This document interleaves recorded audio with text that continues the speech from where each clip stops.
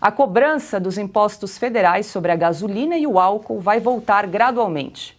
A decisão foi aprovada numa reunião entre Lula, os ministros Fernando Haddad, da Fazenda, e Rui Costa, da Casa Civil, e Jean Paul Prats, presidente da Petrobras. O calendário do aumento gradual dos tributos não foi divulgado. A desoneração do PIS/COFINS ocorreu no governo Bolsonaro e foi prorrogado por Lula em janeiro. Economia, assunto para Gustavo Segré. E aí, Segré, o Lula parece ter encontrado um caminho intermediário para não desagradar nem a ala política, nem a área econômica?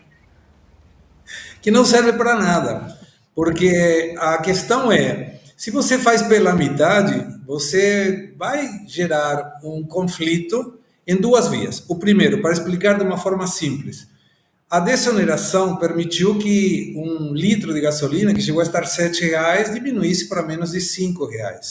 Isso impactou negativamente para a inflação, positivamente para o contribuinte, porque o combustível, em geral, é a base fundamental da cadeia de transporte, a cadeia logística. E a cadeia logística é o segundo custo mais importante após a produção de qualquer produto, qualquer serviço. Então, quando você diminui vezes a quantidade de arrecadação, você permite que os custos diminuam também.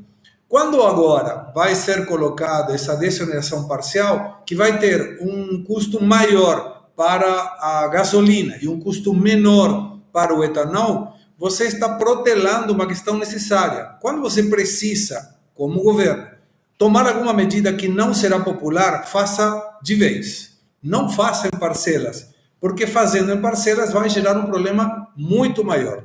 Qual será o impacto disso, Paula? Vai gerar inflação, necessariamente, porque aquele que transporta um bem, que vai precisar se deslocar para um outro lugar, vai ter um custo maior. E esse custo vai ser transportado para o contribuinte e para o consumidor final. Então, eu acho que é uma medida que não quer ou pretende agradar a todos e termina desagradando a maioria. Não vai ter um efeito bom, claro, vai permitir que um governo arrecade, segundo as contas, até 28, 30 bilhões de reais no ano, mas é uma questão que poderia ser solucionada de outra forma. Diminua a despesa pública. Pronto. Mantenha a desoneração, permita que continue o custo do combustível dessa forma, diminua o gasto público, a conta vai fechar do mesmo jeito.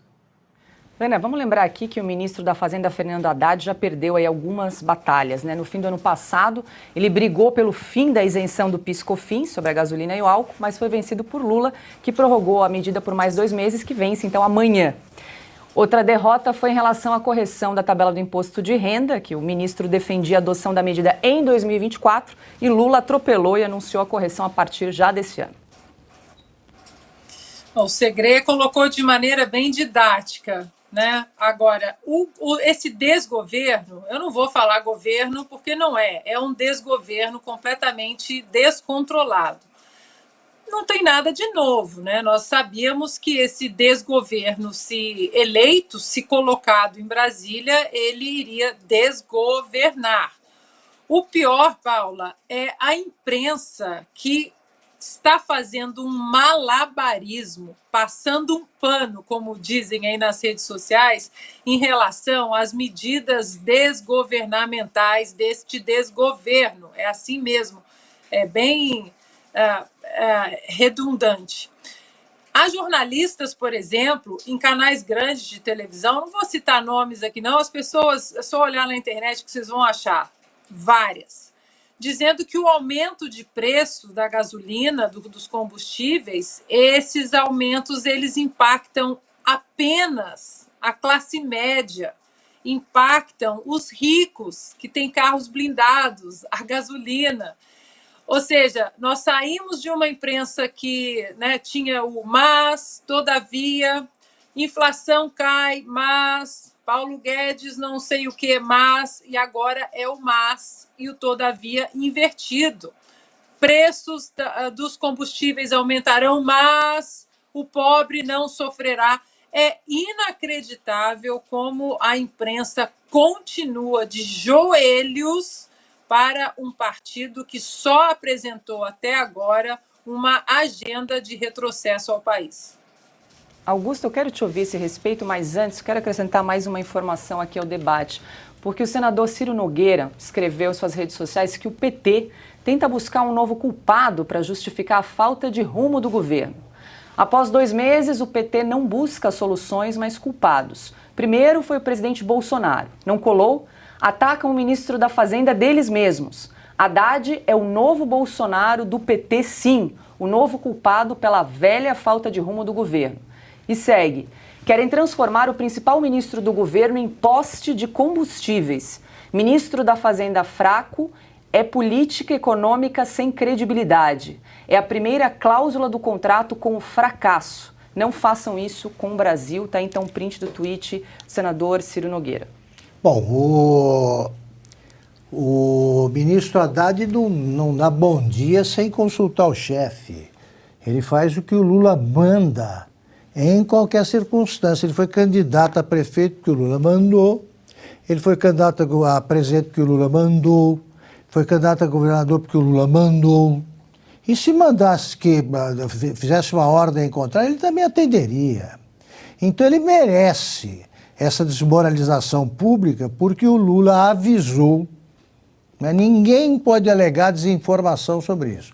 O Lula não dizia qual era a política econômica que ele seguiria durante a campanha, e a imprensa, bem lembrado, o consórcio, não, claro, ele sabe tudo, porque ele fez 8 anos de um governo, ele tem 8 anos de um governo espetacular. Então ele já tem essa experiência, ele sabe o que fazer, sabia nada. Não dizia sequer quem seria o ministro, escolheu o Haddad topou. Desde que a mulher também fosse nomeada para ficar com ele em Brasília. Ele não vive sem ter a mulher ao lado e o Lula dando ordens. O Lula diz que ele tomaria decisão em última instância. O Haddad topou. O Lula encheu o governo aí com gente que tinha ajudado aí a provocar a catástrofe do governo Dilma. O Haddad não falou nada. E ele vem agora fazendo o que o Lula manda. O Lula não entende nada de nada, como é que ele vai fazer com a economia? O Lula teve a sorte de, no primeiro governo dele, pegar um país praticamente pronto, a economia estava no bom caminho. O Henrique Meirelles, do Banco Central, seguiu a mesma linha, e o Palocci, que era o ministro da Fazenda, também não entendia de economia, manteve as coisas como as coisas estavam. E ele foi beneficiário, agora está claro, de um período que o mundo viveu por uma década só, né? Em muito tempo. Não houve nenhuma crise internacional grave, nenhum país quebrou, 3 quebraram nos 8 anos do Fernando Henrique. No Lula, nenhum. As commodities estavam num preço ótimo, só tinha vento a favor. E as coisas ficaram no seu lugar. Veio a Dilma, que foi um desastre tão grande que o PT, na hora de rememorar as coisas, os petistas pulam a Dilma. Aí veio o golpe, como se o golpe tivesse chegado em 2010. Não, ela ficou de 2010 a 2015, quebrando o Brasil. A turma da Dilma está lá, dando palpite. E o Lula seguiu o pior dos caminhos, ele está seguindo o caminho populista da esquerda, chamada esquerda, e nunca deu certo. Nunca deu certo. Se ele não me surpreenderia se ele começasse a pensar em congelamento de preços, aquela coisa da esquerda. Né? Ele não sabe o que fazer com o preço da Petrobras. Imagina, ele está lidando com a Petrobras. Olha como o Brasil escolhe com insensatez, aí, com certa frequência. Né? Ele não sabe que preço botar, porque se ele pode quebrar a Petrobras, ele pode quebrar o país, ele não sabe o que fazer. Em vez de chamar quem entende, ele fica conversando com o Haddad. Numa reunião entre o Lula e o Haddad, o que pode sair de bom? Eles não sabem escolher nem o restaurante para onde eles vão depois, porque nem disso eles entendem, eles são péssimos. São péssimos, é a pior equipe da história. Estava vendo a agenda do Lula hoje, por curiosidade, ele tem mantido reuniões com o ministro de 4 minutos. Em 4 minutos ele faz o quê? Dá alguma ordem que não faz sentido. Quer complementar, Segre? Quero, observa como a boa administração do recurso público pode alterar essas questões de desoneração que terminam para incrementar o preço, nesse caso do combustível. O governador de São Paulo, Tarcísio, mencionou um caminho bem ao contrário, é desoneração de ICMS, que é o tributo que arrecada o Estado provincial, todos os estados provinciais, com uma questão de recurso cuidado. Como é possível que o Estado Nacional Federal tenha que incrementar os tributos e um estadual diminuí-los? E a resposta é muito simples. Um gasta mais do que arrecada, o outro tenta equacionar ou gastar menos do que arrecada. Isso é possível com uma boa administração do recurso público.